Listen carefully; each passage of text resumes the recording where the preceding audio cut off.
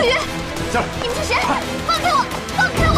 东风，你在哪儿？当真小人啊！东风，妈，我回来了。哎，你回来了。打了那么多的电话给你，你也不接，你也太夸张了吧？夸张？我就是得了一个感冒而已。你告诉冯峰说我生了什么大病，害得他一大早就到我这儿来。不过啊，我也是挺想他的。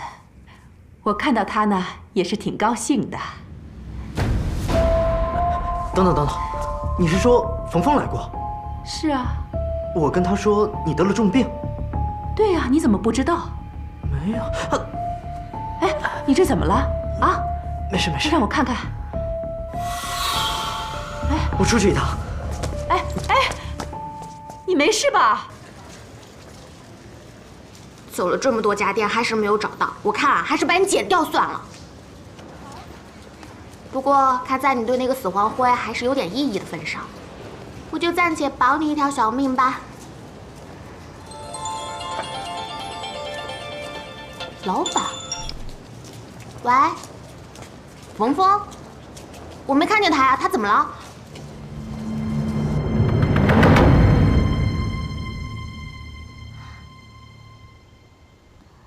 姐姐，醒了醒了，姐姐你醒了啊！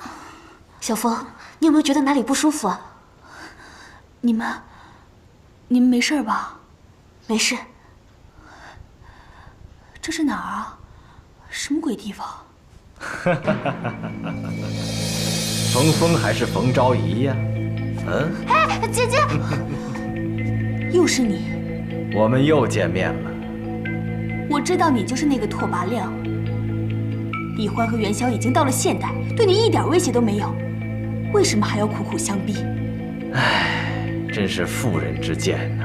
区区一个北魏，我可不放在眼里。我要的是千秋万世。哼，千秋万世，简直是痴人说梦吧！就怕你连个影子都没看着，你就已经翘辫子了。哎呀，如果我肯定我能看得到呢。你要长生不老。如果我是拓跋亮的话，可能我说的是疯话。可惜呀。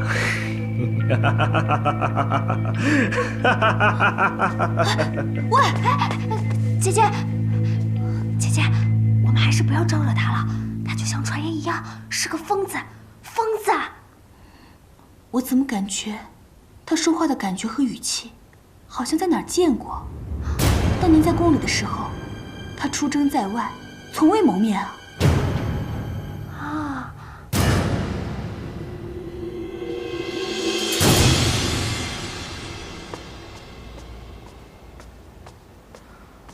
元宵睡了。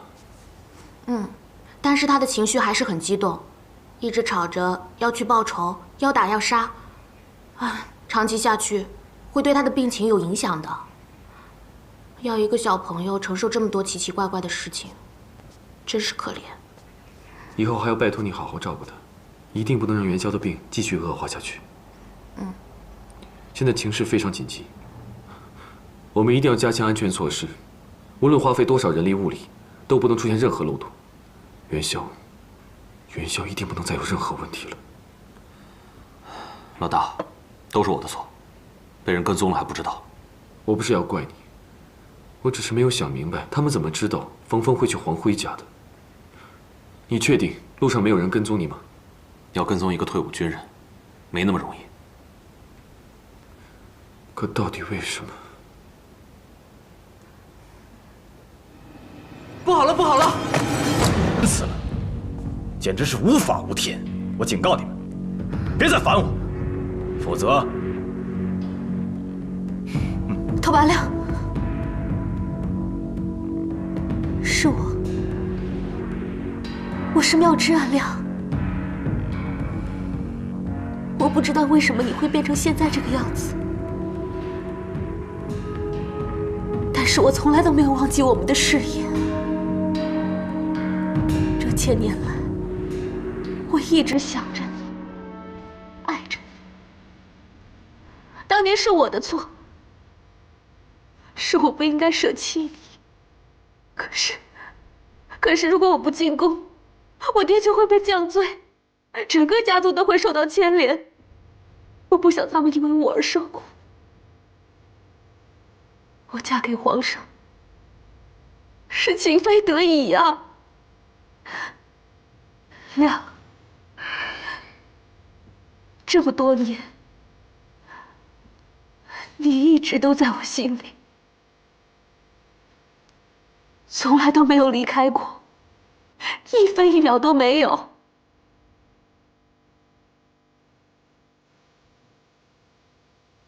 还记得这块玉佩吗？是当日在梨花树下，你送给我的定情信。这么多年，我一直把它带在身上，就好像你在我身边一样。我懂，我也知道，你做的这一切，都是为了等我、爱我、宠我、纵容我。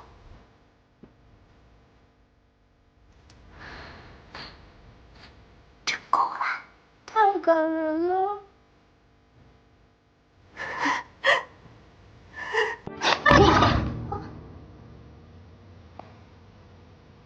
亮什么亮？果然是个戏子。刚才差一点我就被你给骗了。可是怎么办呢？我不是你说的那个猪头亮。你们以为这点小伎俩就能骗得了我吗？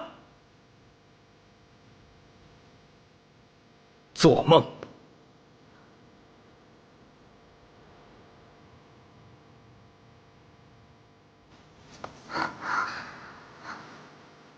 给我严加看管，别让他们烦我了。是。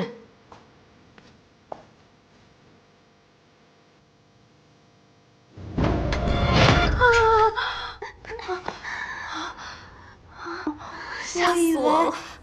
我以为他对陈皇后情深，会对我们网开一面，没想到在心里没有爱，只有恨。